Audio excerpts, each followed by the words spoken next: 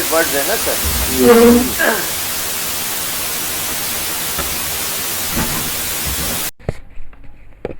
Photo ठीक आ रहा है सर या नहीं आ रहा है सर? फोटो तो ठीक आ रहा कट है, के अभी आ रहा जो है। देखा। हाँ। कट कट कट के आ रहा है ना? कट के अभी भी अभी भी थोड़ा सा ऐसे ही है, इसको कुछ और रखना पड़ेगा। ऐसे करके रखिए, पहले से आइडिया नहीं था ना सर। कोई बात नहीं, इसको आराम से डाल दीजिएगा, अभी क्लास।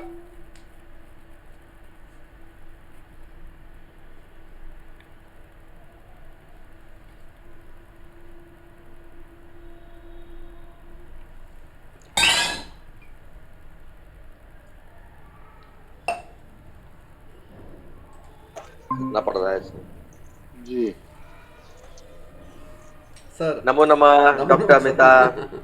वो नमो सर नमो कैमरा डॉक्टर। एक्चुअली लैपटॉप का खराब है तो मुझे नया लगाना पड़ता है एक्सटर्नल, तब चलता है। अच्छा। जी।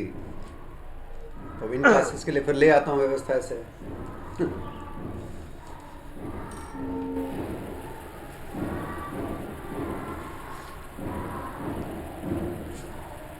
अब ये ठीक आ रहा है ना फोटो? हाँ सर, बढ़िया आ रहा। जी। सर रिवाइज नमो कराते नमः हो? वेदा जी। सर रिवाइज कराते हो वही हाँ अभी कराएंगे ना? करते हैं। हाँ अभी एक दो लोग और ज्वाइन कर लें, तो सबसे पहले तो सरस्वती वंदना से जी स्टार्ट करेंगे जी हम जी लोग, सर। है ना? जी। हाँ, एक दो लोग और आ जाते हैं तो अच्छा है। आशा जी आ जाएं तो वो बहुत अच्छे स्वर में गाती हैं। जी जी सर, उन्होंने उस दिन भी बहुत अच्छे से किया था। बहुत अच्छी। गाती तो वो हमेशा ही बहुत बढ़िया गाती है। जी। हाँ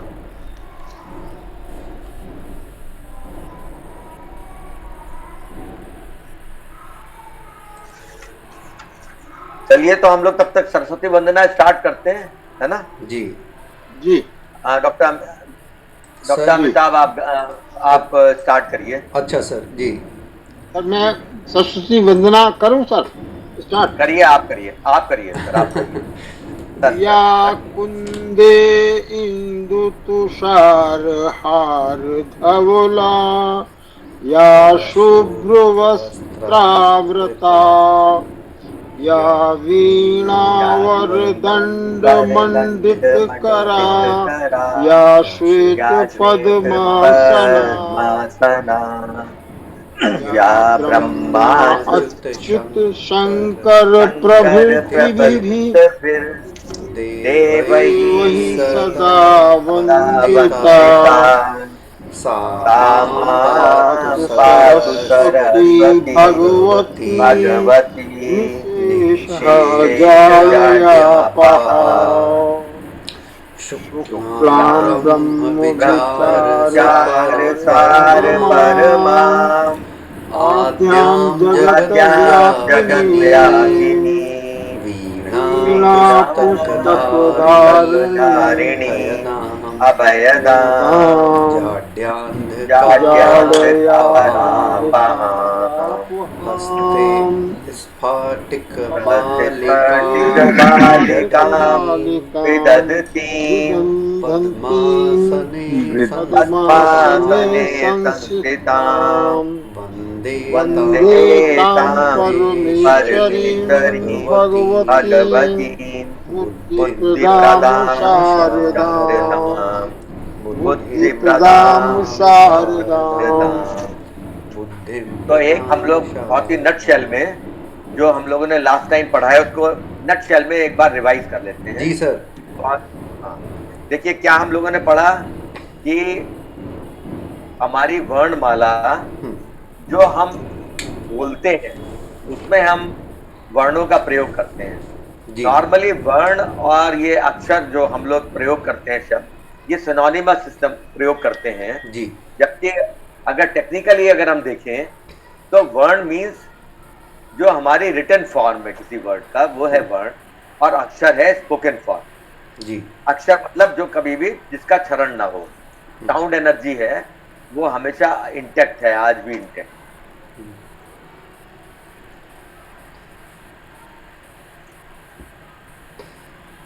तो हम लोगों ने क्या क्या पढ़ा? हमने पढ़ा कि हमारे यहाँ जो वर्णमाला है उसके अंदर हमारे स्वर होते हैं और व्यंजन होते हैं मूलतः। स्वर क्या होते हैं? जिनकी इंडिपेंडेंट हमारी सत्ता होती है, जी उनको कहते हैं हम। नमो नमः आशा जी। नमो नमः सर। आज सरस्वती वंदना हम लोगों ने आपकी एब्सेंस में की है। नमो नमः। हाँ नमः सर, में बाहर एक फोन आ गया था हमारी मित्र का, जिसे हमें कहना पड़ा कि वो कोई नहीं, कोई नहीं। फोटो नहीं आ रहा पता। लिंक बदल दिया आज। क्या चीज? लिंक बदल दिया। नहीं तो सेम लिंक है, वही लिंक है। लिंक नहीं आया था, फिर दूसरा लिंक जो कल डाला था ना उससे आया। बड़ी नहीं देर लिंक लिंक कल तो लिंक वही कोई है, डाला था यार, पहले का लिंक है।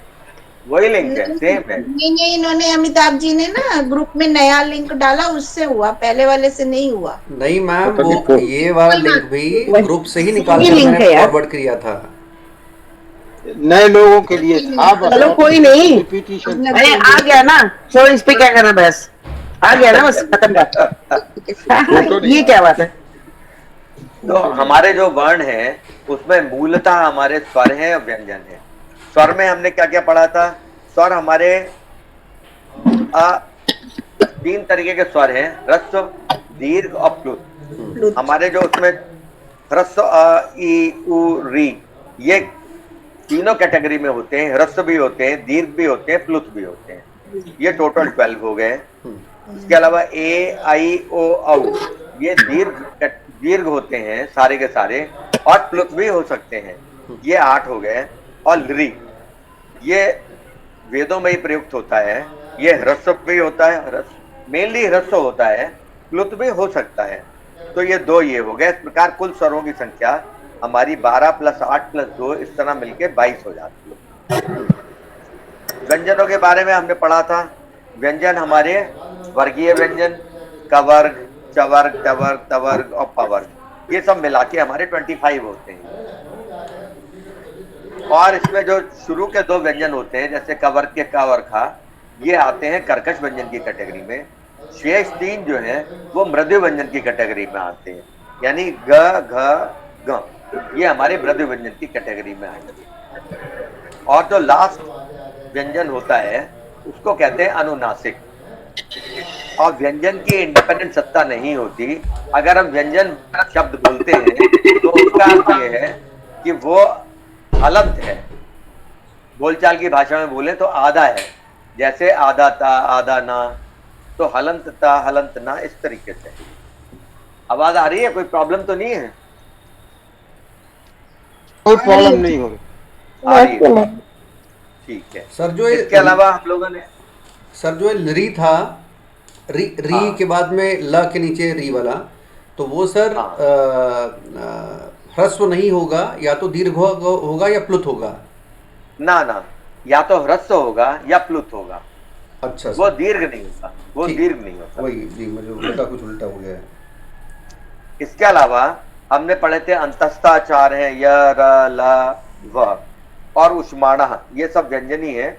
इसमें श, श, स और ह, यानी तालवी श, मूर्धनी श, दंती स और ह, ये हमारे 4, इस तरीके से 8 ये हो जाते हैं हमारे।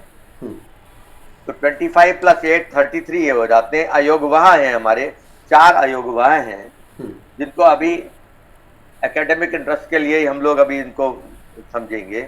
और 4 यम वर्ण हैं और एक ला जो लेटे हुए 8 की तरह है, इंग्लिश के 8 की तरह, जिसको हम डिनोट करते हैं इससे। तो 4 4 8 और 1 9, 9 ये हो गए। 33 + 9, ये हमारे 33 + 9 कितने हो गए? 42 जी। 42 हमारे इस प्रकार व्यंजन हो गए और स्वर हमारे 22 हो गए। टोटल मिला के हमारा 64 हो जाता जी।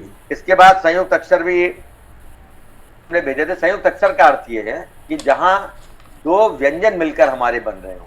अब ऐसे तो हमारे, अगर हम जैसे मान लीजिए कि हम कहते हैं पपीता, तो पा भी तो हमारा पूरा, पा भी तो संयुक्त अक्षर है, जिसके अंदर हमारा पा हलंत + आ मिला हुआ है।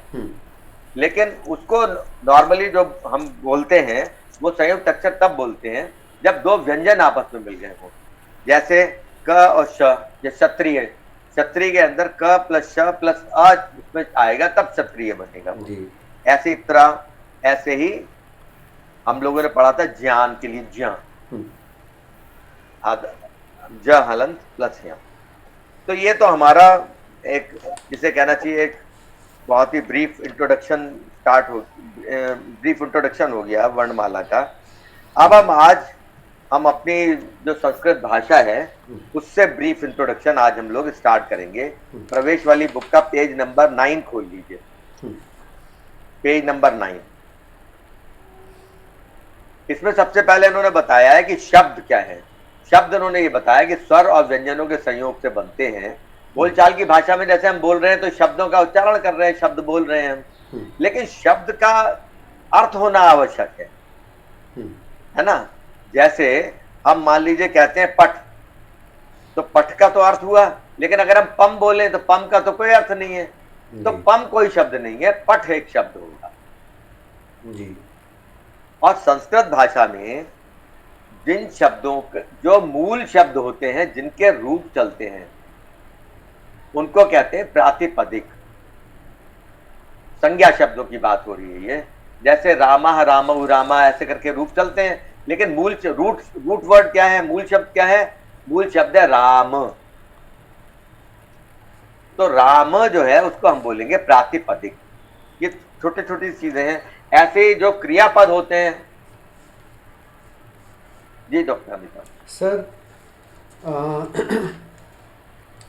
हिंदी में जो शब्द है वही संस्कृत में पद भी है क्या?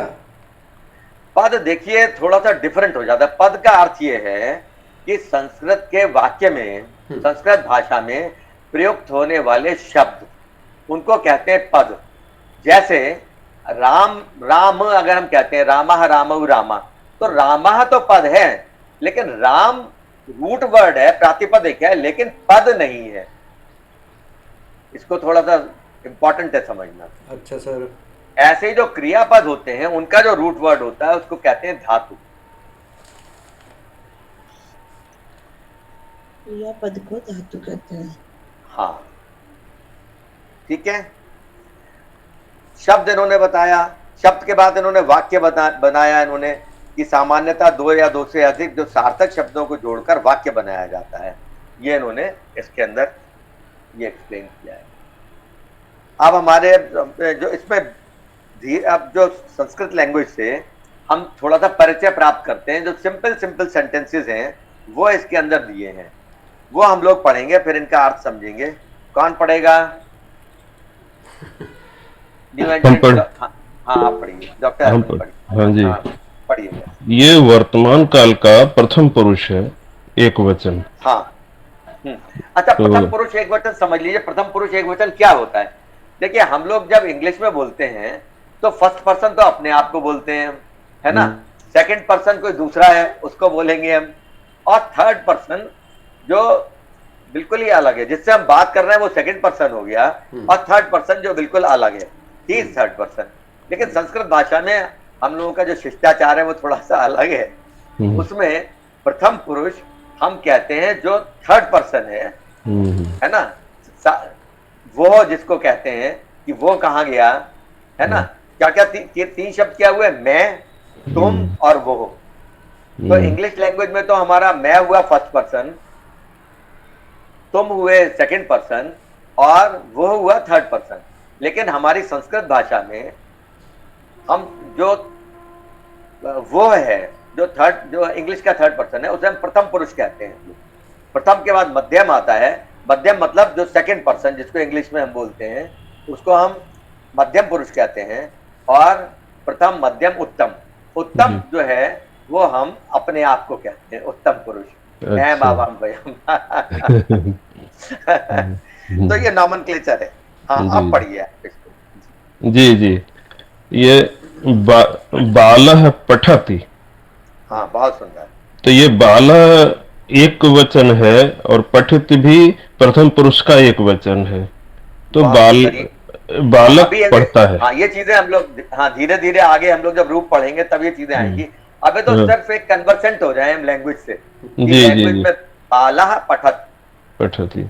जैसे हाँ वाक्य के अंत में जो ता है, ते हैं, ये प्रथम पुरुष में आते हैं। हाँ हाँ, तो हाँ, शिष्य नमति, बहुत सुंदर। नमति माने प्रणाम करना होता है। शिष्य हाँ एक वचन है, इसलिए इसमें क्रिया भी एक ही वचन की लगेगी। हाँ, तो शिष्य प्रणाम करता है। बहुत सुंदर। अग्रज माने बड़ा भाई को अग्रज बोलते हैं। वदति, वदति क्रिया है हाँ प्रथम पुरुष का, तो इसलिए क्रिया भी प्रथम पुरुष की ही लगेगी। अग्रज वदति, बड़ा भाई, वदत माने बोलता है। हाँ, जनकः पश्यति, बहुत सुंदर। जनक माने पिता कहते हैं जनक को, और पश्यत माने होता है देखना। तो हाँ जनकः एक वचन है, पश्यत भी प्रथम पुरुष का एक वचन है, तो एक वचन के साथ क्रिया भी एक ही वचन की लगेगी, इसलिए जनकः पश्यति, पिता देखते हैं। हाँ, पृथिव्यः पृच्छति, पृथिव्यः चाचा होता है। पृथिव्य माने चाचा, वो भी एक वचन में है, और तो इसलिए क्रिया भी एक ही वचन की लगेगी, पृच्छति, हाँ पूछते हैं। हाँ। तो चाचा पूछते हैं, पृथिव्यः पृच्छति। आगे आप पढ़िए अमिताभ जी। सर छठा, पुत्रः गच्छति, यानी बहुत सुंदर। पुत्र जाता है। हाँ अश्वः धावति, यानी घोड़ा दौड़ता है। वृक्षः फलति, पेड़ फलता है। सेवकः तिष्ठति, सेवक ठहरता है। भिक्षुकः अटति, भिखारी घूमता है। सः निंदति, वह निंदा करता है। सः हसति, वह हंसता है। अम्बा पचति, माता पकाती हैं। सुंदर। अनुजा क्रीडति, छोटी बहन खेलती है। अग्रजा हाँ। खादति, बड़ी हाँ। बहन खाती है। हाँ सुतः हसति, पुत्र हंसता है। रमा गायति, रमा गाती है। बाला लिखति, बालिका लिखती है। गंगा वहति, गंगा बहती है। अब यहाँ थोड़ा सा ध्यान दीजिए। अब जैसे अभी तक हम लोगों ने पढ़े थे शुरू के जो सेंटेंसेस है, बालाह पठति, तो ये बालाह जो है यहाँ पर पुल्लिंग में है, ये बच्चा पढ़ता है ना। यहाँ तक जो हमारे सीरियल नंबर 12 तक आए हैं, ये सब पुल्लिंग शब्द आए हैं। वृक्षः फलति, वृक्ष फलता है, वृक्ष फल देता है, फलता है। सह हसति, वो हंसता है। लेकिन 13 से जो आना स्टार्ट हुए वो हमारे स्त्रीलिंग शब्द स्टार्ट हुए। अम्बा पचति, अम्बा पकाती है। अनुजा क्रीडति। लेकिन अब आप ध्यान दीजिए कि स्त्रीलिंग शब्द आने पर भी क्रिया में कोई परिवर्तन नहीं होता है। ये बात ध्यान देने की है। पढ़िए आगे अमिताभ। सर एक मिनट, ये तिष्ठति ठहरता है, तिष्ठति मैंने बैठना भी होता है क्या? हाँ, तिष्ठति बैठने को भी कहते हैं। अच्छा बैठता अच्छा, है, ठहरता है, राइट। जैसे उत्तिष्ठ अर्जुन जैसे कहा जाता है। हाँ, उत्तिष्ठ स्था धातु है यहाँ पर, हाँ हाँ हाँ हाँ, तो तो तिष्ठति बनता है। जी जी जी जी जी, थैंक यू सर। तो उपसर्ग लग के बन जाता है। उत्तिष्ठ मतलब खड़े हो जाओ। उत्तिष्ठ। हाँ डॉक्टर अमिताभ। सर गंगावती हो गया था। सीता पिबती, सीता हाँ। पीती है। संध्या भवती, शाम होती है। सा नयति, वह ले जाती है। इयम इच्छति, वह चाहती है। अजा चरति, बकरी चरती हाँ। है। पुष्पम विकसति, फूल खिलता है। फलम पतति, फलम पतति, फल गिरता है। नयनम स्फुरति, आँख हाँ। फड़कती हैं। हाँ। मित्रम यच्छति, मित्र हाँ। देता है। जलम स्रवति, पानी हाँ। रिसता है। तत्पतति, वह गिरता है। अब इसमें ध्यान दीजिए। आपका देखिए सीरियल नंबर 24 तक आया है, जैसे अजा चरति, तो ये स्त्रीलिंग शब्द है अजा। यहाँ तक स्त्रीलिंग आए हैं। उसके बाद नपुंसकलिंग शब्द आने स्टार्ट हो गए। पुष्पम विकसति, पुष्प विकसित होता है, खिलता है। फलम पतति, तो इसका अर्थ ये हुए कि अगर हमारा जो संज्ञा शब्द है, संज्ञा शब्द अगर हमारा है, वो चाहे हमारा पुल्लिंग में हो चाहे हमारा स्त्रीलिंग में हो और चाहे हमारा नपुंसकलिंग में हो, नपुंसकलिंग में हो, क्रियापद में हमारे कोई चेंज नहीं आता। आगे और चीजें आएंगी तो हमें क्लैरिटी होगी कि इनके कहां पर क्या डिफरेंस आ रहा है, लेकिन अभी फिलहाल के लिए ये है। आगे आप पढ़िएगा सिंधुजा जी, बहुवचन। अभी तक हम लोगों ने एक वचन में पढ़ा ही सारे का सारा। अच्छा ये बताइए, अजा चरती जैसे है, बकरी चरती है, अगर बकरा चरता हो कहना हो हमें, तब क्या कहेंगे? अजह, अजह, अजह, अजह, अजह चरत। जी जी। हाँ प्रथम पुरुष बहुवचन। हाँ चित्रकारा लिखन्ति, हाँ चित्रकार लिखते हैं। हाँ भारवाहा वहन्ति, भारवाहक ढोते हैं। हाँ चोरा धावन्ति, चोर दौड़ते हैं। हाँ मूर्खा निंदन्ति, हाँ मूर्ख निंदा करते हैं। हाँ का शालयन्ति, धोबी धोते हैं।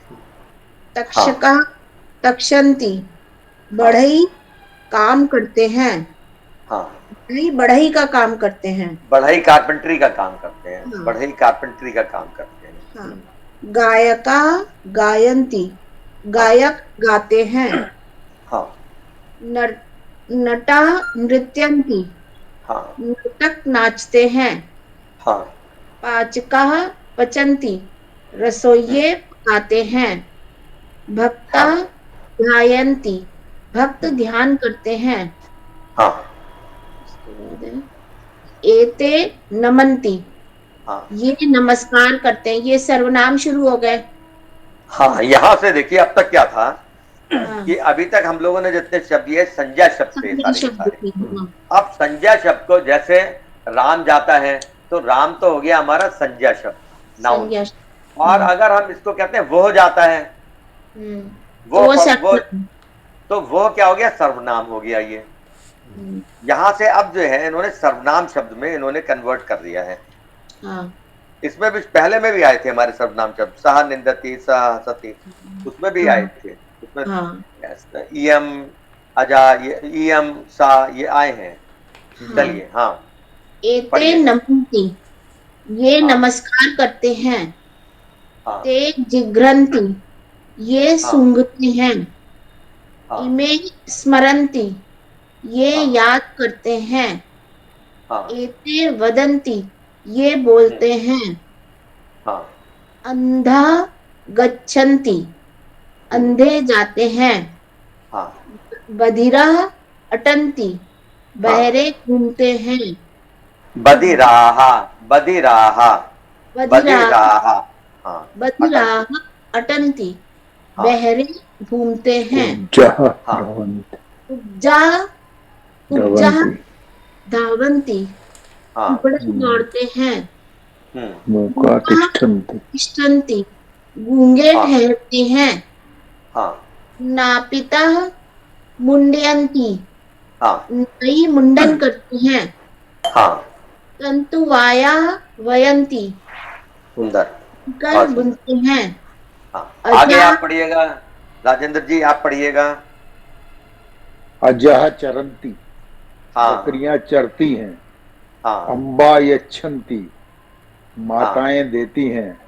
ताह वसंती, वे रहती हैं। इमा पश्यन्ति, ये देखती हैं। एतः इमाहा, इमाहा, इमाहा, इमाहा इमाहा नहीं, इमाहा, इमाहा, इमाहा, इमाहा, इमाहा पश्यन्ति, ये देखती है। एतः हसन्ति, ये हंसती हैं। पुष्पाणि विकसन्ति, फूल खिलते हैं। विकसन्ति, विकसन्ति, इसमें जो भी शब्द, जो भी हमारे ये वर्ण है पूरे पूरे पड़ जाएंगे। विकसन्ति, विकसन्ति, पुष्पाणि विकसन्ति, पुष्पाणि विकसन्ति, हाँ विकसन्ति, पुष्पाणि विकसन्ति, फूल खिलते हैं।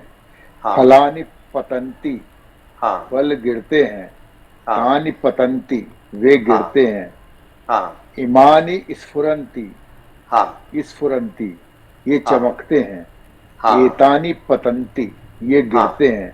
हाँ, महिला गच्छन्ति, महिलाः महिला महिलाः महिलाः हाँ, महिलाः गच्छन्ति, हाँ, महिलाएं जाती हैं। शिक्षिकाः पठन्ति, शिक्षिकाएं हाँ, पढ़ती। हाँ, बालिकाः लिखन्ति, बालिकाएं लिखती। बालिकाः बालिकाः बालिका बालिकाः लिखन्ति, हाँ, बालिकाएं लिखती हैं। हाँ, वृद्धाः हाँ, आगच्छन्ति, हाँ, वृद्ध महिलाएं आती हैं। हाँ, भगिन्यः क्रीडन्ति, बहनें खेलती हैं। हाँ, तरुण्यः वदन्ति, तरुणियां बोलती हैं। हाँ, गृहिण्यः पचन्ति, हाँ। गृहिणियां पकाती हैं। अगर हमें ये कहना होता कि एक गृहिणी पकाती है तब क्या बोलते हैं हम? केवल ग्रहण पचती, गृहिण्य पचती, हाँ, पचती, गृह। अब देखिए यहाँ पे भी गृहिणी गृहिण्य पचती, गृहिणी गृहिणी हाँ, गृहिणी पचती गृहिणी पचन्ति। गृहिणी हो जाएगा गृहिण्या। अकेले में तो। गृहिण्यः पचन्ति, इसका जो उच्चारण है हाँ, गृहिण्यः पचन्ति, गृहिण्यः पचन्ति गृहिण्यः पचन्ति। हाँ, का लिखन्ति, काहा लिखन्ति, काहा लिखन्ति का लिखन्ति, कौन लिखती है। हाँ, के लिखती हैं, कौन लिखती हैं। लिखती के हैं। पिबन्ति, हाँ, कौन पीते हैं। हाँ, कानि पतन्ति, क्या हाँ। गिरते हैं। बहुत सुंदर।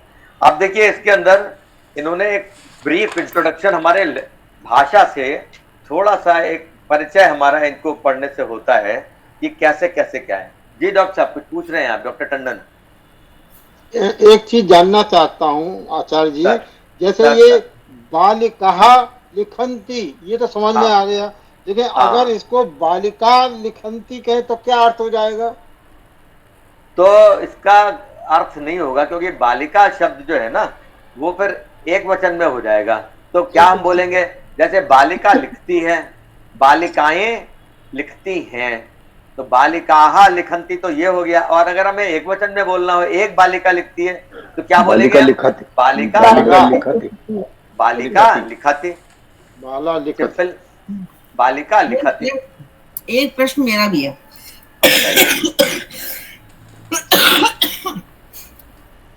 सीरियल नंबर 13-14 में, सीरियल नंबर 13-14 हाँ, हाँ, इमे स्मरन्ति हाँ, ये याद करते हैं और एते वदन्ति ये बोलते हैं। तो इमे और एते में क्या फर्क है? इमे और एते में क्या है? इमे इमानी एते एतानी। हाँ, हाँ, एक्चुअली इदम जो शब्द है ना, इदम से बना है ये इमे, इमे स्मरन्ति, इमा इमे इमाः। अब ये जैसे ये बनेगा अयम इमौ इमे, सात औते की तरह बनेगा। ये है पुल्लिंग में, इमे स्मरन्ति, ये याद करते हैं। तो ये किससे बना है? इदम इसमें प्रातिपदिक है ना। और दूसरा जो है इसमें एतद है, नीचे वाले में एते वदन्ति, एषा एषा एषः एतौ एते, ये एते बहुवचन का है। ये तो इसमें स्त्रीलिंग क्या है। है? नहीं, एते वदन्ति स्त्रीलिंग नहीं है, पुल्लिंग है ये। सात औते, एषा हाँ, तो एतौ है। एते। हाँ, फर्क है। और इमे भी जो है वो पुल्लिंग शब्द है, अयम इमौ इमे, ये भी लेकिन इन पुल्लिंग। दोनों में अंतर क्या है? अंतर क्या होता है?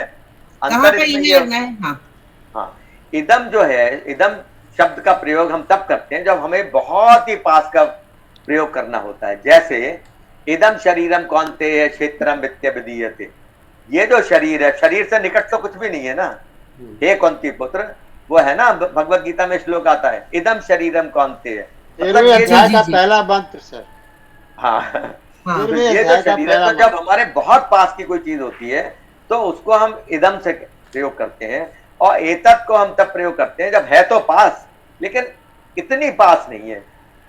ये संस्कृत भाषा की का वैशिष्ट्य है कि इसमें इतनी सूक्ष्मताओं का भी ध्यान रखा गया है कि इदम अगर हमने प्रयोग कर लिया है तो इदम से अपने आप स्पष्ट हो जाएगा कि ये बहुत ही किसी क्लोज चीज की बात की जा रही है, बहुत ही पास की चीज की बात की जा रही है। ठीक ठीक ठीक ठीक, धन्यवाद। अब आगे इसमें पढ़िएगा, रेखा जी आप पढ़िएगा। सर क्षमा करिएगा सर, इसमें आपने जो क्वेश्चन पूछा था गृहिणियां पचंती वाला, उसका आंसर क्या है? मैं समझ नहीं पाया। गृहण्या पचंती, ये बहुवचन में है, बहुत सारी गृहणियां पकाती हैं, खाना जी। पकाती हैं। तो अगर हमें सिंगुलर में बोलना होगा तो क्या बोलेंगे? गृहिणी पचाती है, हाँ गृहणी। गृह एक तो उच्चारण के एंगल से पूछा था और दूसरा एक वचन की दृष्टि से। गृह, गृहिणी, गृहिणी, गृहिणी पचती, गृहिणी, ठीक हाँ है। पचती, पति हो जाएगा। हाँ पचती तो अलग वर्ड हो गया ना, पचती तो माने पचती तो पचना। धातु रूप हो गया ना, पकाती है। पचने का नहीं मतलब है, पचती माने नहीं, पचता है। पचने का मतलब पकाना, हाँ, पकाना, मतलब पकाने से मतलब है। पकाने से मतलब है। मतलब हिंदी का पचती अलग है संस्कृत के पचती से। नहीं, नहीं, वो भी और जो पाचन होता है ना, वो भी तो बॉडी के अंदर सारा डाइजेशन ही होता है, पकता ही है वो खाना, वो भी तो नहीं, लेकिन पकना और नहीं, पकना और पकाने में फर्क, पकना और पकाने में तो अंतर है। पकाने में अंतर है। फिर वो आगे हम लोग पढ़ेंगे जब कोविड लेवल पर आएंगे तो उसमें रिच प्रत्यय लगती है इसमें। सर एक चटपटी सी बात मन में आ गई कि अगर लिखा बताइए। हुआ है गृहिणी पचती तो वो तो खाना पका रही है रसोई में, और जो मान लीजिए माता पका रही है और बेटा जो है पचती, तो बेटा जो पेट में है उसको पचा रहा है, मतलब खा रहा है वो। हाँ यस, मतलब हमें वो खाना वो मतलब खा रहा है basically- लेकिन पचा नहीं रहा है। पचा तो भगवान रहे, बचाते वहां भी क्रिया होती है, पकता है। भगवान ने 15वें अध्याय में ऐसा बताया है गीता में। जी आगे कौन पढ़ेगा पेज नंबर 12 से? जी सर। अगर क्वेश्चन ये हो कि पेट में खाना पच रहा है तब कैसे कहेंगे? जी, बच रहा है। तब आप धीरे धीरे हम लोग आएंगे, धातु पच का ही प्रयोग करेंगे हम। भोजनम पचती, तब भी यही आएगा जो हमारे है, उदरे भोजनम पचती, उदर में भोजन पचता है, तब भी यही प्रयोग होगा। क्योंकि संस्कृत भाषा बड़ी साइंटिफिक भाषा है ना, वो डिफरेंशिएट नहीं करती इसके अंदर, पकाना ही होता है। आगे कौन पढ़ेगा? डॉक्टर टंडन आप पढ़िए पेज नंबर 12। और धातवया हा अंशः, हाँ, अब धातव्याः अंशाः, और ध्यान देने योग्य धातवयः अंश। अंशः। हाँ, अब धातव्याः अंशाः, ध्यान देने योग्य अंश। हाँ अच्छा, किसी व्यक्ति, वस्तु या स्थान के नाम को संज्ञा कहते हैं। यह संज्ञा तीनों लिंगों में होती है। हाँ उदाहरण, बालिकाः, सीता, पुस्तकम। हाँ यहाँ पर बालकः ये पुरुष है, पुरुष लिंग में, हाँ। पुल्लिंग में। पुल्लिंग, गीता स्त्रीलिंग में है और पुस्तकम नपुंसक लिंग में है। राइट। नंबर 2, समस्त प्रकार के नामों संज्ञाओं के बदले में जो आता है उसे सर्वनाम नमस्ते बोलिए। कहते हैं। हाँ जैसे वह, हाँ कहा। अच्छा भैया, अभी क्लास वह चल रही है, आप ऑफिस में आ यहाँ जाओ तो पुल्लिंग अच्छा के रहेगा। लिए है अभी कोई मिला नहीं और है, सा आप ऑफिस में आ जाइए। वह स्त्रीलिंग के लिए है। हाँ हाँ, क्रेयॉन्स और स्कूल तत् है, वह स्टेशन रोड नपुंसक पर है, लिंग के गोंडा लिए में, है। लोहिया धर्मशाला के सामने है। हाँ। मयूर ये गेस्ट भगवान के हाउस लिए के तो बगल में तत् है, शब्द इस्तेमाल गोरा के किया डीसी गया के सर बगल में गीता है। में। भगवान के लिए वो यहाँ स्टेशन रोड पर आ एक जाए, शायद CGIC केवल के एक पास में स्थान आके पर फिर फोन पुल्लिंग करिए। शब्द का प्रयोग है, बाकी सब जगह नपुंसक लिंग का ही प्रयोग है, क्योंकि वो ब्रह्म के लिए है ना। जी सर। हाँ जी। सर्वनाम का प्रयोग होने से बार बार एक ही संज्ञा को दोहराने की आवश्यकता नहीं पड़ती। जैसे श्रीधरः पाठम पठति, श्रीधरा वचनम स्मरति, श्रीधरा प्रातः अटति, श्रीधरा सायं क्रीडति। हाँ यहाँ श्रीधर का बार बार उल्लेख होने से वाक्य का सौंदर्य नष्ट होता है। अतः श्रीधर का एक बार उल्लेख करने के बाद पुनः उसके लिए सर्वनाम शब्द का प्रयोग करना उचित है। जैसे श्रीधरा पाठम पठति, हाँ सह वचनम स्मरति, सह प्रातः अटति, सह सायं क्रीडति। संज्ञा की भांति सर्वनाम भी तीनों लिंगों में होते हैं। हाँ। नंबर 3, संज्ञा और सर्वनाम वाले शब्द पुल्लिंग, स्त्रीलिंग और नपुंसकलिंग इस प्रकार तीनों लिंगों में होते हैं। हम्म। संस्कृत में लिंग प्राय अर्थ का पालन नहीं करते, जैसा कि अन्य भाषाओं में होता है। उदाहरणार्थ, स्त्रीत्व का वाचक होने पर भी निम्न शब्दों के भिन्न भिन्न लिंग होते हैं।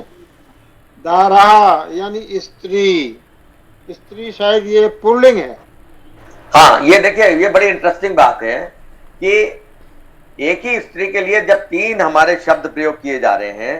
दाराह ये स्त्रीलिंग है, आकारांत स्त्रीलिंग शब्द।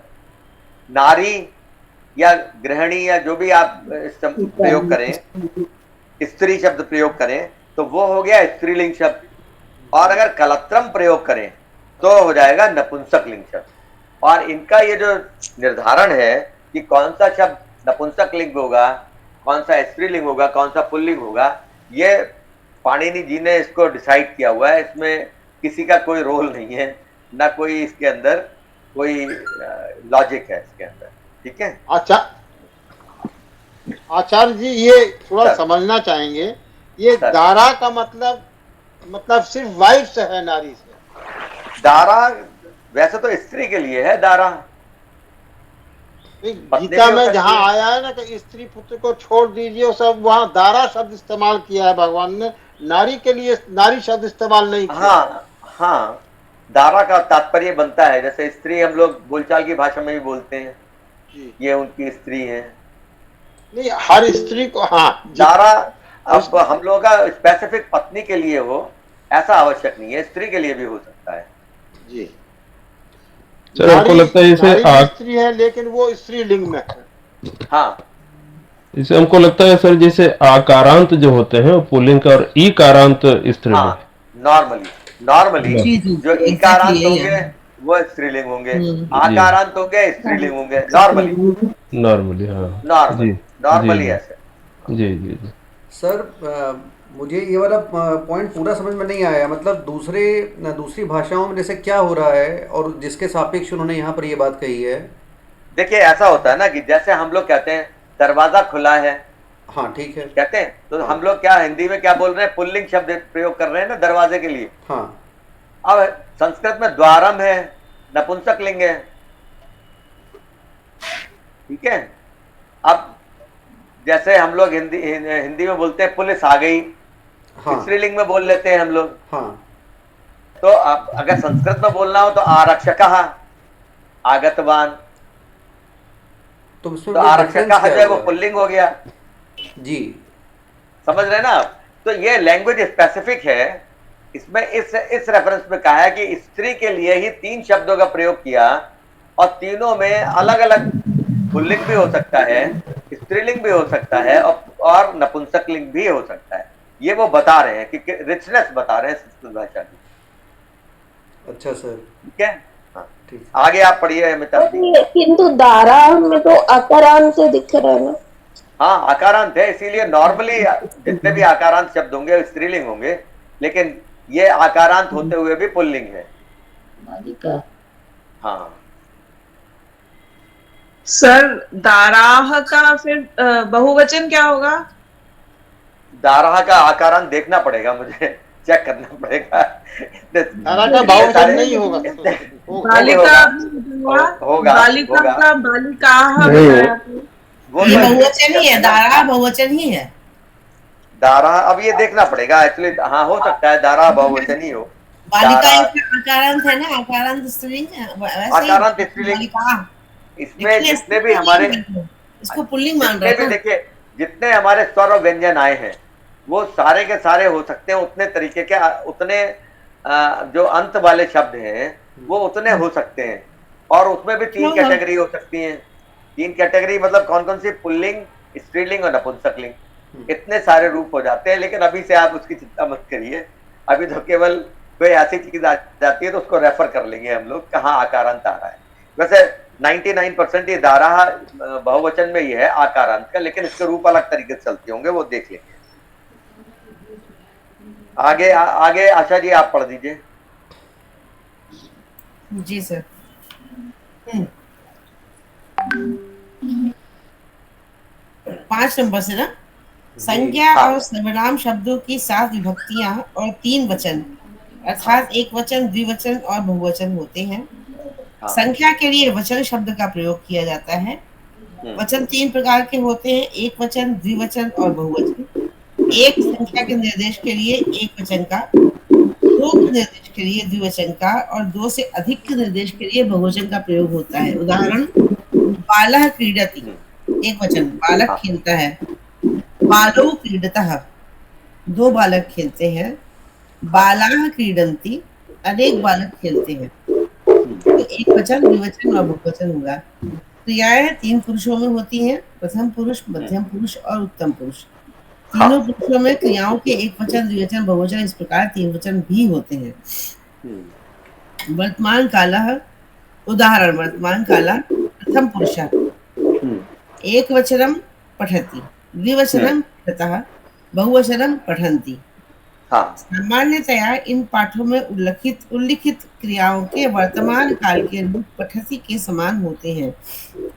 मध्यम पुरुष युष्मद्, त्वम युवाम यूयम और उत्तम पुरुष अस्मद्, अहम आवाम वयम को छोड़कर बाकी सभी संज्ञा और सर्वनामों के साथ प्रथम पुरुष क्रिया के रूप ही होते हैं।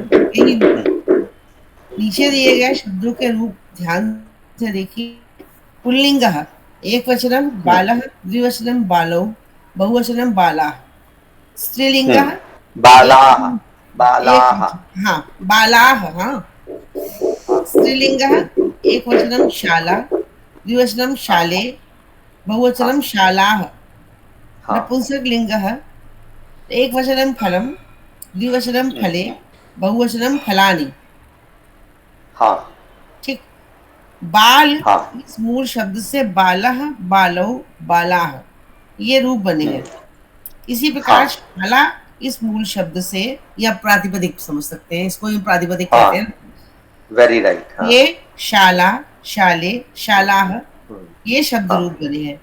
ऐसे ही फल इस मूल शब्द से फलम, फले, फलानि ये शब्द रूप बने हैं। अतः मूल शब्द के अंत में आए हुए वर्ण के आधार पर वह शब्द किमंत अर्थात किस वर्ण से अंत होने वाला है यह समझा जाता है। जैसे बाल शब्द में ब मतलब हलंत, आ, ल, अ इस क्रम से वर्ण है, इसका अंतिम वर्ण अ है, इसलिए बाल शब्द अकारांत है।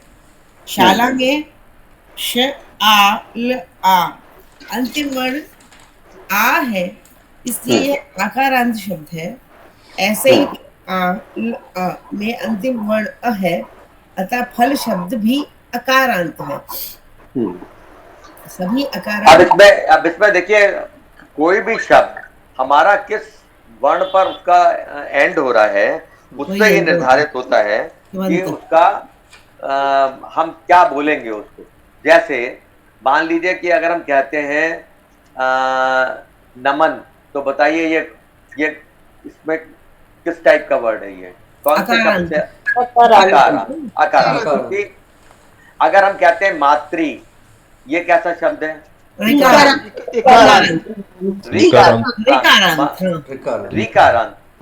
अब हमने अगर मान लीजिए कहा मति, ये कैसा शब्द है? ये भी इकारांत। अगर हमने कहा नदी, ये भी इकारांत। हाँ। और अगर जैसे कोई बहुत सारे शब्द ऐसे होते हैं जिनमें आखिर में ना हलंत होता है, जैसे आत्मन, इसको ये कैसा शब्द हुआ? आत्मन। हाँ, नकारांत शब्द हुआ क्योंकि ना हलंत है उसका एंड। नकारांत, ये नकारांत शब्द हुआ ये। हाँ, पढ़िए, थोड़ा सा बचाए, ये भी पढ़ ही दीजिएगा जी। सभी अकारांत पुल्लिंग शब्दों के रूप बाल शब्द के समान, आकारांत स्त्रीलिंग शब्दों के रूप शाला के समान, अकारांत नपुंसक लिंग के शब्दों के रूप फल के समान होंगे।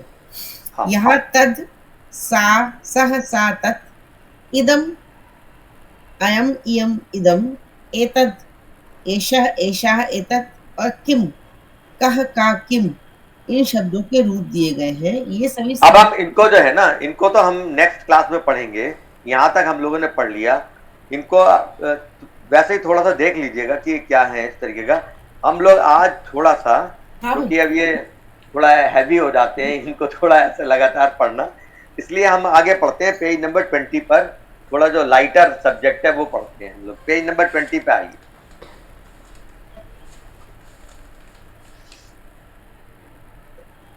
कौन पढ़ेगा ये प्रहेलिका? प्रहेलिका? हाँ प्रहेलिका। रेखा जी आप पढ़िए। आशीष जी आप पढ़िए। सर मेरे पास पुस्तिका नहीं है। अच्छा अच्छा कोई बात नहीं, नेवर माइंड। हाँ कल हम इसको फोटो स्टेट करवा के तब हम बताएंगे। Okay okay. एक्चुअली ये मेरे हस्बैंड की आईडी है, इसलिए उनका नाम आशीष है, मेरा नाम उमा है सर। अच्छा अच्छा चलिए ठीक है। सिंधुजा जी आप पढ़िए प्रहेलिका। प्रहेलिका। हाँ पहेली। हाँ संस्कृत में बहुत सी आकर्षक पहेलियां हैं हाँ। जो बुद्धि के लिए अच्छा व्यायाम प्रस्तुत करती हैं। संस्कृत में प्रहेलिका नाम से जानी जाती हैं। हाँ। इस क्रम में इसी प्रकार की कुछ पहेलियां श्लोक के रूप में दी जा रही हैं। हाँ। अस्ति नास्ति शिरो नास्ति बाहुरस्ति निरंगुली। हाँ। नास्ति पादद्वयम् गाढ़म् अंगम आलिंगति। हाँ? गाढ़म अंगम आलिंगति स्वयं। बहुत सुंदर। जिसके हड्डी नहीं है, सिर नहीं है, बाह है किंतु अंगुली रहित है और 2 पैर नहीं है, फिर भी जो स्वयं आलिंगन कर लेता है, बताइए वो क्या है? अच्छा बचपन में तो हम लोगों ने बहुत सारी पहेलियां, बचपन में तो बहुत सारी पहेलियां पढ़ी है ना हम लोगों ने। हाँ हाँ हाँ। कोई एक पहेली बचपन में जो कभी पढ़ी हो वो बताइए। ये क्या था? कोई सी एक पहेली बताइए। देखिए जैसे हम लोगों ने बचपन में पढ़ा था कि उल्टा सीधा एक सम, आता हूँ खाने के काम, उल्टा सीधा एक समान, 3 अक्षर का मेरा नाम, 3 अक्षर का मेरा नाम। तो इस टाइप की वो कहलाती है पहेलियां। अब जैसे ऐसे हम लोग संस्कृत में भी इस टाइप के हैं। इसमें क्या है, इसको हम लोग इंग्लिश में बोलते हैं पजल, पजल और उर्दू में बोलते हैं मोम्मा। मोम्मा। उर्दू में इसको मोम्मा मुअम्मा। मुअम्मा। जैसे वो होता है ना कि जैसे वर्ल्ड के लिए क्या है, अजब मुअम्मा है समझने का न समझाने का। ये जो दुनिया है ये ना समझने की चीज है ना समझाने की चीज है। तो इसमें देखिए हम लोग ये प्रहेलिका है अस्थि अस्थि नास्ति। अस्थि मतलब अस्थि मज्जा, अस्थि, इसमें अस्थि तो है ही नहीं। अच्छा शिरा, अब यहाँ शिरो नास्ति जो है बेसिकली शिरा नास्ति है। ये उसका सिर भी नहीं है, ये विसर्ग संधि हुई है इसलिए शिरो नास्ति हो गया यहाँ। बहुरस्ति निरंगुली। बाहुरस्ति, बाहु बाहें, बाहा है, एक वचन में है ना, तो बाहा है। निरंगुली लेकिन उंगलियां नहीं है। नास्ते पादद्वयम, और 2 पैर नहीं है। नास्ते पादद्वयम। गाढ़म अंगम, क्या है नेक्स्ट इसमें, गाढ़म अंगम आलिंगति स्वयं, फिर भी अपने आप का प्रगाढ़ आलिंगन करता है। तो बताइए ये क्या है? कुर्ता है सर। हाँ ये कुर्ता है। इसका आंसर लास्ट पेज में दे रखा है। यह कुर्ता है सर। तो बाकी की शर्ट भी तो कह सकते हैं ना? शर्ट भी कह सकते हैं आप, और क्या नहीं। नास्ते पादद्वयम, हाँ कुर्ता पजामा क्या दोनों है क्या मिलकर? क्या है आंसर? शर्ट भी हो जाएगी, टी शर्ट भी हो जाएगी, कुर्ता भी हो जाएगा, सब हो जाएगा। हाँ और इसको संस्कृत में कहते हैं युतकम। युतकम, युतकम कुर्ता, यही दे रखा है नेक्स्ट पेज पर आंसर इसका। संग्राह्य विषयः, अमिताभ जी पढ़िए। सर जी, संग्राह्य विषयाः इस शीर्षक। अच्छा संग्राह्य का पहले वर्तनी बताइए। संग्राह्य पहले इसकी वर्तनी बताइए। संग्राह्य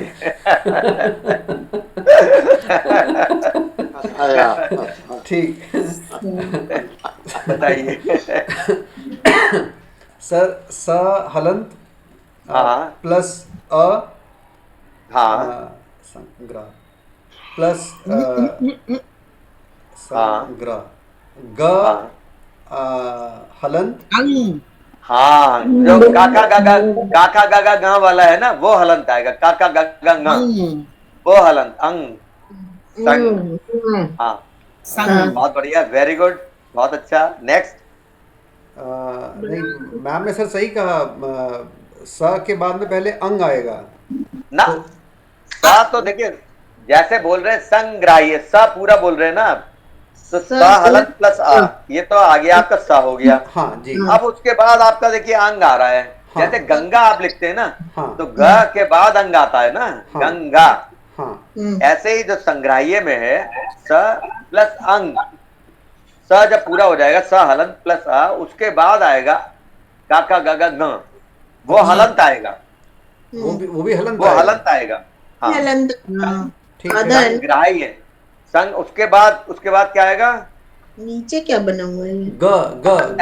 एक्चुअली संग्राह्य है ये, संग्राह्य। उंगा उंगा बना हुआ। हाँ, तो ठीक है, ग नीचे हलंत, वेरी गुड, ग रा हलंत, रा रा ग हलंत ग आएगा, हलंत, फिर र हलंत, वेरी गुड, वेरी गुड। हलंत, फिर हाँ, बड़ा आ बड़ा, आ दीर्घ आ, दीर्घ आ, ग हलंत दीर्घ संग्रह। फिर और ह, ये कैसे लिखेंगे? हाँ, ह हलंत हलंत है। ह हलंत, हा हलंत, हा हलंत, य हलंत या हलंत, वेरी गुड, या प्लस हलंत, आ और वेरी गुड, संग्राह्य। अ, विषया तो सिंपल है, विषया तो सिंपल है, वो तो लिख देंगे आप। संग्राह्य शब्द कैसे है ये, इसको थोड़ा सा हम लोगों ने देखा। सर हाँ, विषया को अगर बोलना होगा तो पहले छोटी ई बोल करके फिर व ना बोलेंगे, या पहले ना व ना, बोलकर फिर आप छोटी ई? वह पहले बोला आप जाता कैसे बोल रहे हैं, आप कैसे बोलेंगे, आप बताइए। वे बोलेंगे ना, पहले क्या बोलेंगे? व, तो व बोलेंगे विषया, फिर छोटी ई। जैसे बोलेंगे वैसे लिखेंगे। है। अच्छा वह ठीक के पहले बाद क्या बोल रहे हैं, पहले आप ई बोल रहे हैं या व बोल रहे हैं, ये बताइए। व बोल रहे हैं सर। तो व पहले लिखेंगे, ठीक ठीक ठीक जो ठीक। पहले बोलेंगे वो पहले लिखेंगे, यही तो साइंटिफिसिटी है जी लैंग्वेज सर, की। जी हाँ, ठीक। तो पढ़िए, व्यंजन श्लोक पहले पढ़िए जी। बोलते हैं, मात्रा बात है। हाँ, बिल्कुल। संग्राह्य विषयाः, इस हाँ शीर्षक के अंतर्गत हम प्रतिदिन हाँ, कहने के लिए एक या दो श्लोक दे रहे हैं। हम्म, एक, गुरु। हाँ हाँ, गुरुर्ब्रह्मा गुरुर्विष्णुः गुरुर्देवो महेश्वरः, बहुत सुंदर। गुरुः साक्षात् परम ब्रह्म, हम्म, तस्मै श्री गुरुवे नमः। वे नमः। हाँ, तस्मै श्री गुरवे नमः, गुरवे नहीं, गुरवे नमः, क्षमा करिए सर, तस्मै श्री गुरवे नमः, तस्मै श्री गुरुवे नमः। गुरवे, गुरवे, गुरवे नमः गुरवे, जी। गुरवे गुरुवे, नमः। हाँ, हाँ, दोबारा गुरवे, करेंगे, पूरे गुरवे नमः, गुरु बहुत सुंदर। ब्रह्मा विष्णु और महेश्वर हैं, गुरु ही हाँ साक्षात ब्रह्म हैं, उन्हें हम हम्म, नमन करते हैं। हाँ। फिर अज्ञान अब तिमिरांधस्य। अब ये डॉक्टर साहब उनको पढ़ने दीजिए, डॉक्टर जी द्विवेदी आप पढ़िए। जी। नेक्स्ट। अज्ञानतिमिरान्धस्य बहुत सुंदर। शलाकया ज्ञानांजलि श्लाघया। शलाकया हम्म, चक्षुरुन्मीलितं येन तस्मै श्रीगुरवे नमः। सुंदर। अज्ञान तिमिरांधस्य ज्ञानांजन शलाकया शलाकया चक्षुर उन्मीलितम येन तस्मै श्री गुरवे नमः। अब इसमें आप देखिए, सबसे पहले जो हम शब्दों को अलग अलग करते हैं ना, उसको कहते हैं पदच्छेद, जिसमें हम पदों को अलग अलग करते हैं। इसमें देखिए, पदों को अगर हम देखें तो कैसे कैसे हैं। अज्ञान, असल में अज्ञान और तिमिरांधस्य जो है ना, ये मिला हुआ शब्द है। इसको आगे हम लोग पढ़ेंगे, इसको कहते हैं समासिक पद। लेकिन फिलहाल के लिए हम इसको अलग अलग कर लेते हैं, जो कि त्रुटिपूर्ण है, लेकिन कर लेते हैं। अज्ञान तिमिरांधस्य, तिमिर प्लस तिमिर प्लस अंधस्य, यानी अज्ञान कैसा है, अज्ञान का अंधेरा कैसा है, तिमिर अंधकार है, घनघोर अंधकार है। तो उसको ज्ञानांजन, ज्ञानांजन, ज्ञान का अंजन, ज्ञानांजन, ये भी एक शब्द है, लेकिन ज्ञान और अंजन को हमने अलग अलग कर लिया है। ज्ञानांजन शलाकया। शलाकया क्या होता है? वो जो जैसे सुरमा लगाते थे ना हम लोग पुराने जमाने में, तो उसकी एक शलाका होती थी, एक शलाका, जी जी, काजल वाली शलाका। उससे हम लोग आंखों में लगाते थे काजल, तो दैट इज कॉल्ड शलाका। तो क्या हुआ इसका कि ज्ञान के अंजन की शलाका से, ये तृतीया में एक वचन में है, ज्ञान के अंजन की शलाका से अज्ञान रूपी तिमिर अंधकार को, गहन अंधकार का चक्षुरुन्मीलितमेन, चक्षु उन्मीलितमेन, चक्षु खोले गए जिसके द्वारा, चक्षु उन्मीलितमेन तस्मै श्री गुरवे नमः, ऐसे गुरु के लिए प्रणाम। अब देखिए जहां नमः आता है वहां चतुर्थी विभक्ति आती है। ये भी धीरे धीरे हम लोग आपस में बातें करते रहेंगे, इसको समझ में ना आए तो चिंता की कोई बात नहीं है। हाँ, ये केवल हम लोग धीरे धीरे कन्वर्सेंट होते जाएंगे इन चीजों से। हाँ, विभक्ति सर क्या होती, थोड़ा सा कुछ एक्सप्लेन कर दीजिए बेसिक्स के बारे में।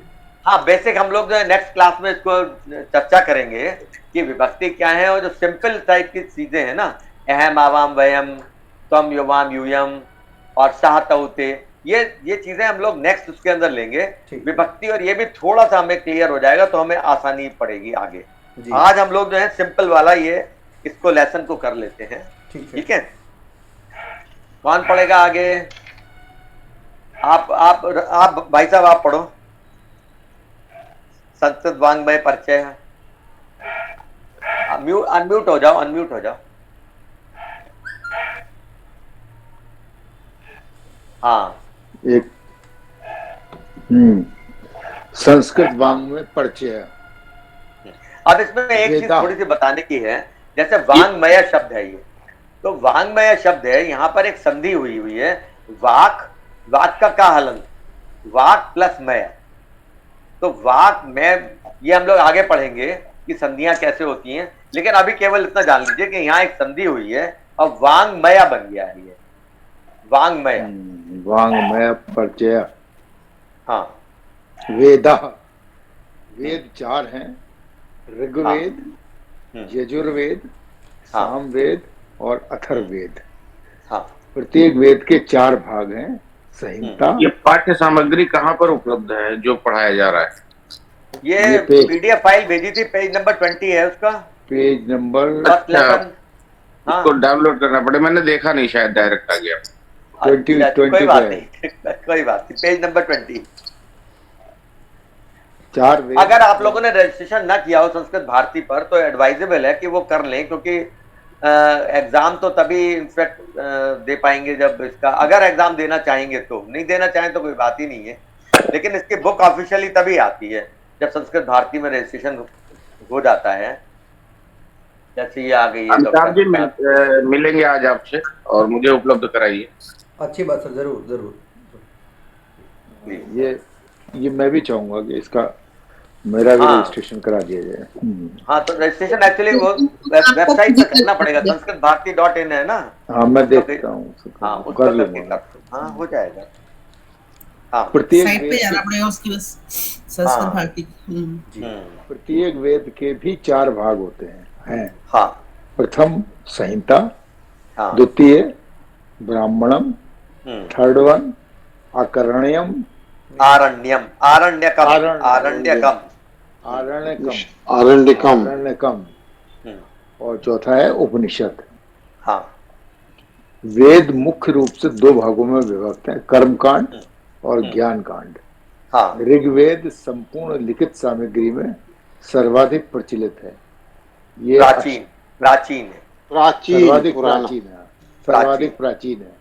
हाँ, ये 8 अष्टकों, 8 अध्याय। इसके बाद में क्या है? Page number 21। हाँ, अध्याय 10 मंडलों में विभक्त है। हाँ, ऋग्वेद मुख्य रूप से प्रार्थनाओं का वेद है। हाँ, अक्षय माँ दिव्या, हाँ, जुआ मत खेलो। हाँ, कृत्रिम एव कृशस्व ना, कृषिम, देखो इसका जो उच्चारण होगा कृषिम इत कृषस्व। हाँ, बहुत सुंदर। खेती करो, इस प्रकार के उपदेशात्मक कथन भी इसमें पाए जाते हैं। यजुर्वेद की 2 शाखाएं, तो ये तो ऋग्वेद के बारे में बताया। अब यजुर्वेद की 2 शाखाएं हैं, शुक्ल यजुर्वेद और कृष्ण यजुर्वेद। यजुर्वेद में उन मंत्रों का संग्रह है जो यज्ञ के समय किए जाने वाले विधियों का आदेश देते हैं। 33 उपनिषद कृष्ण यजुर्वेद से संग्रहित है और इसमें सत्यम वद धर्मम चर, सत्य बोलो, धर्म का आचरण करो जैसी शिक्षाएं संकलित हैं। बहुत आगे संध्या जी आप पढ़िएगा। सामवेद में ज्ञेयात्मक मंत्रों की बहुलता है। सामवेद में ऋग्वेद के मंत्रों को संगीतात्मक ध्वनियों में निबद्ध किया गया है। अथर्ववेद में ऋग्वेद के कुछ मंत्रों का संकलन है। ये सभी मंत्र इसके वास्तविक हैं। कुछ वैदिक मंत्र, ये जो हमारा ऋग्वेद है इसमें ये बताया गया है कि लगभग 1 लाख मंत्र हैं, जिसमें से जो 80,000 मंत्र हैं वो तो कर्मकांड से संबंधित हैं और बाकी जो हमारे 20,000 हैं वो हमारे ज्ञान पक्ष है उससे संबंधित है। और उन्हीं का संकलन, उन्हीं का जो एक्सट्रैक्ट है वो हमारे उपनिषदों में है और उपनिषदों का सार हमारी भगवत गीता में है। तो हमारा जो पहला टारगेट होना चाहिए वो ये होना चाहिए कि हम भगवत गीता को ठीक से समझ पाएं, अच्छे से समझें, ताकि सबका जो सार है वो सब। यहाँ एक चीज ये ज्या और ज्ञा में क्या फर्क है? दोनों के उच्चारण ऐसा है ना कि जो टेक्निकली, जैसे अगर हम कहते हैं कि गृह है तो गृह में क्या शब्द है? हलंत ग और उसके नीचे री। ऐसे ही जो ज्या शब्द है वो ज्या शब्द में हलंत जा प्लस या, चाचा जाजा या वाला, तो इसका उच्चारण ज्या हुआ, ज्या। अच्छा। अब उसको अगर हम थोड़ा बहुत अदरवाइज बोलते हैं तो हमें पता होना चाहिए कि वो त्रुटिपूर्ण है, वो ठीक नहीं है। क्योंकि ज्ञान और ज्ञान दोनों में अंतर पता होना चाहिए, क्योंकि ये बहुत फ्लुएंटली जो भी हमारे स्वामी रामदेव जी हैं वो कभी भी वो ज्ञान बोलेंगे, वो ज्ञान बोलेंगे हमेशा। हाँ सिंधुजा जी आगे पढ़िएगा प्लीज। आज ये कम से कम हम लोग सर एक प्रश्न आया प्लीज सर। एक प्रश्न ये था कि यहाँ जो पहला आया ऋग्वेद में प्रार्थनाओं का वेद है और इसमें आया अक्षय माँ दिव्या जुआ मत खेलो, ये आदेश दिया गया। हाँ। और गीता में तो ये कहा है कि जुआ मेरी विभूति है 10वें अध्याय में। सर अब आप वो तो सारी विभूतियां हैं, वो तो भगवान ने सब जितनी भी बुरी चीजें सब अपनी विभूतियां बताई हैं। भगवान ही है टोटल, अच्छी बुरी सब कुछ भगवान ही है। विषय अंतर हो गया। सिंधुजा जी आगे पढ़िएगा। कुछ वैदिक मंत्र अत्यंत महत्वपूर्ण हैं, जैसे सत्यम धर्मश्चैतानि माह शिशु, सत्य और धर्म मुझे न छोड़े, माँ गृधा कस्यस्विध्वनम, किसी धन की इच्छा मत करो। बताइए। ये देखिए माँ गृधा, अभी जो लोग हमारे उपनिषद पढ़ रहे हैं ना उसके अंदर ये वाला सबसे पहला जो श्लोक पढ़ाया गया था वो यही वाला श्लोक था। किसी के धन की। हाँ वो था ना, चराचर जगत में भगवान ही व्याप्त है। ईशावाद उपनिषद का पहला वाले में जी जो हम लोग पढ़ाया गया था। ये देखिए पहला श्लोक जब हमें ये ईशावास्य उपनिषद पढ़ाया गया तो उसका पहला श्लोक था। देखिए ये तो ये ईशावास्य उपनिषद का ये ऋग्वेद से संकलन हुआ है ये। तो ओम ईशावास्यमिदं सर्वम यत् किंचित जगत्याम जगत तेन त्यक्तेन भुंजीता माँ गृधा कस्य स्विद्धनम। ये देखिए माँ गृधा कस्य स्विद्धनम जो आया है ये वहां से आया है। हाँ हाँ जी। आगे पढ़िए। शम नो भवतु द्विपदे शम चतुष्पदे। हाँ हमारा कल्याण हो, मनुष्यों का कल्याण हो और सभी पशुओं व पक्षियों का कल्याण हो। हाँ संगच्छध्वम संवध्वम सम ओ मनांसि जानताम। बहुत सुंदर। मिलकर चले, मिलकर बोले, एक दूसरे को के मन को समझें। वेदों की महत्ता बताने में 6 वेदांग महत्वपूर्ण स्थान रखते हैं। हाँ पहला है शिक्षा, दूसरा व्याकरण, हाँ तीसरा छंद, हम्म चतुर्थ है निरुक्त, पंचम कल्प, षष्ठ जो है वो ज्योतिष। अब ये जो बताए गए हैं देखिए, अब शिक्षा में क्या है, मेनली हमारा वर्णोच्चारण है। जो शिक्षा वाले हैं हमारे, ये जो वेदांग है, वेदांग मतलब वेद के भाग। शिक्षा में मेनली वर्णोच्चारण है, व्याकरण में हमारे मेनली व्याकरण वाला पार्ट है, और छंद उसके अंदर जो छंद हमारे हैं, जो गायन वाला पार्ट है वो है। निरुक्त, निरुक्त में जो हमारे कठिन शब्दों की व्याख्या है वो निरुक्तों में है। कल्प में यज्ञ विधि बताई गई है। और ज्योतिष, ज्योतिष तो ज्योतिष है ही, आपकी भविष्य का वर्णन ये इनके अंदर बताया गया है। और महत्ता की दृष्टि से, क्योंकि वेदांग है, ये वेद के अंग हैं, तो इसमें ये एक तरीके से सिमिली दी गई है, कल्पना की गई है कि जो हमारे शिक्षा है वो तो नासिका की तरह है, उसकी तुलना नासिका से की गई है। व्याकरण की तुलना मुख से की गई है। छंद की तुलना, मेरे पास तो पाद लिखा हुआ है, पैर। अच्छा हाँ, पैरों से तुलना की गई है। और निरुक्त का वो चाल बताते हैं ना, किस तरह से चला जाएगा, गाया जाएगा। हाँ, कैसे गाया जाएगा। और जो निरुक्त हैं वो हमारे श्रोत, जो कान है उनकी तरह है। कल्प हमारे, कल्प हाथों की तरह है, हस्त। और ज्योतिष चक्षु, ये हाँ चक्षु ये माना गया है। सर ये लिखा कहाँ है, आप खुद बता रहे हैं ना ये तो? हाँ, ये जब हमें पढ़ाया गया था तो बताया गया था। था क्या चीज? ये तो नोट करा दी थी सर, क्या क्या बोला आपने। ये तो शिक्षा को हमने कंपेयर किया है नासिका से। जो वेदांग है, क्योंकि वेद के अंग है ये। शिक्षा नासिका की तरह है, व्याकरण मुख की तरह है, छंद जो है हमारे पैरों की तरह है, पाद।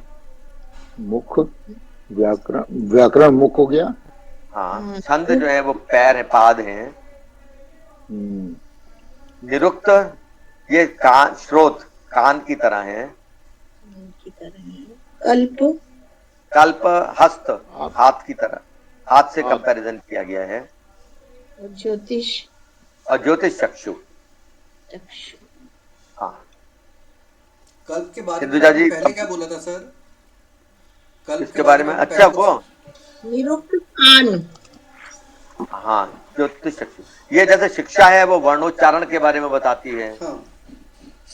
व्याकरण तो हमें पता ही है, जो व्याकरण वाला पार्ट है। आचार्य जी, शिक्षा के लिए क्या बताया था? व्याकरण के लिए मुख है और शिक्षा के लिए नासिका। शिक्षा के लिए नासिका।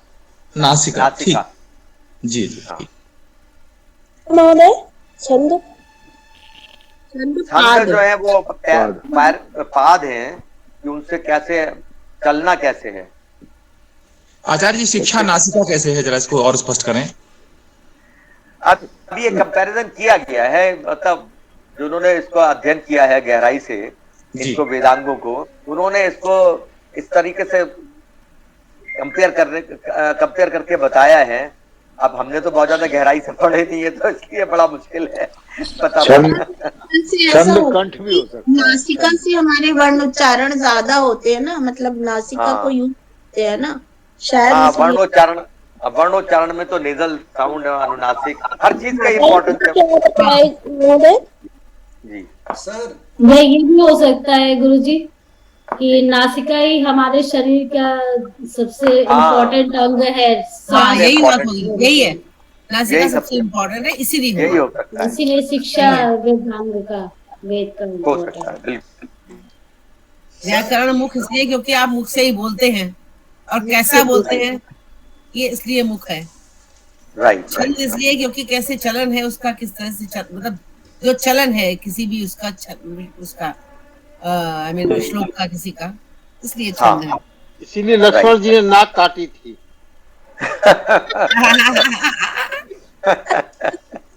हाँ डॉक्टर विशाल, आप कुछ पूछ रहे थे। सर मुझे ऐसा लग रहा है कि जैसे पूरे चेहरे में सबसे ज्यादा जो बाहर की तरफ निकला हुआ प्रोट्रूड कर रहा है वो हमारी नाक ही है। तो हाँ हो सकता है, अब एग्जैक्टली जो चीज हमें आइडिया नहीं है उसके बारे में मेरा पॉइंट ये है सर, कैसे समझना है, समझ मुझे दो रीजन मुझे दिख रहे हैं। एक तो ये कि अगर चेहरे को किसी को पकड़ना समझना है तो सबसे पहला जो पकड़ में आएगा वो नाक ही आएगी। उसी तरीके से सबसे पहला हमें वर्णमाला ही पढ़ाई जाएगी।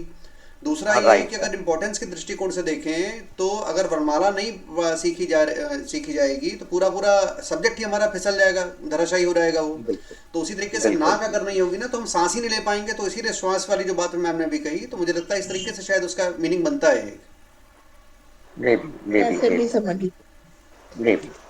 चलिए तो हम जो है यहाँ पर समाप्त करते हैं, हमारे ऑलरेडी थोड़ा ज्यादा टाइम हो गया है।